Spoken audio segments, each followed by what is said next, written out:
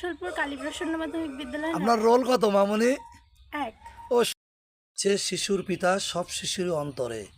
আমরা আজ চলে আসছি নড়াইল সদর উপজেলার সিংহেশোলপুর ইউনিয়নে সোলপুর গ্রামে।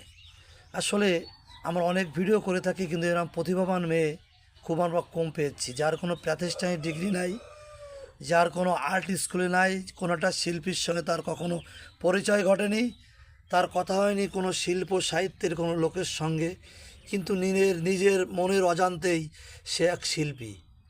চমৎকার অদ্ভুত তার শিল্পকর্ম। আমরা তার শিল্পকর্ম দেখছি। একদম শিশু, ছোট্ট। এখানে ঐতিহ্যবাহী সিংহেশোলপুর কেপি মাধ্যমিক বিদ্যালয়ের 10ম শ্রেণীর ছাত্র তিনি। কি অদ্ভুত প্রতিভা, যে একদিন কেউ তাকে তুলে ধরিয়ে দেয়নি। তার বাবা একজন নিরেট কৃষক, মা গৃহিণী। সেজুতি সর্দার, সোলপুর নড়াইল সদর। দেখেন কি সুন্দর চিত্রকর্ম সে করেছে।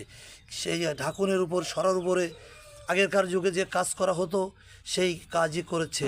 সেই আলপনা এঁকেছে ঘরে ওঠা সিঁড়িতে, আলপনা এঁকেছে ঠাকুর ঘরে, আলপনা এঁকেছে যেখানে সেখানে ওয়ালে।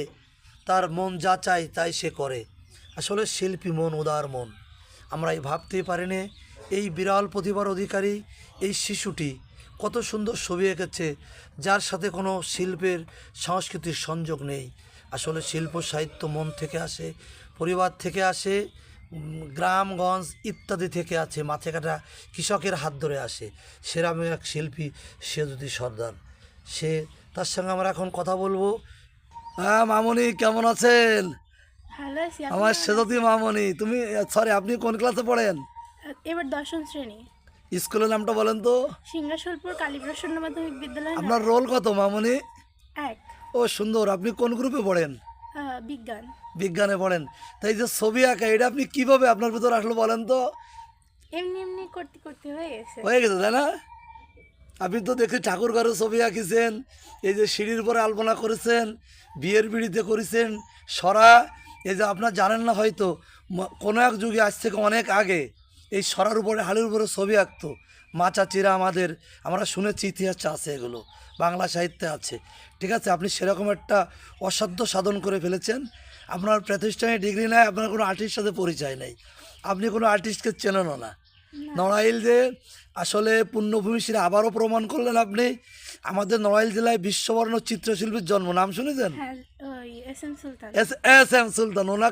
ওনার বাড়ি কখনো আপনি গেছেন? না, ওনার কোনো বই খাতায় ওনার কিছু জীবন টিবনী পড়েছেন? এমনি ক্লাসের বয়স যেটুকু ছিল সেটা। ওই সেটি করে কেমন লাগে আপনার যেটুকুনি পড়েছেন? ভালো লাগে। ভালো লাগে তাই না? আসলে আপনার, আমি প্রথমে বলেছি, ঘুমিয়ে আছে শিশুর পিতা সব শিশুরই অন্তরে। আপনার আজ অজান্তে আপনার মনের ভিতর লুকিয়ে আছে এক শিল্প সংস্কৃতি। আপনি তারই ধারক এবং বাহক। ভালো থাকবেন, লেখাপড়া করবেন, আবার দেখা হবে আপনার সঙ্গে বড় এক শিল্পীর হাত ধরে। ধন্যবাদ আমার প্রিয় মামনি।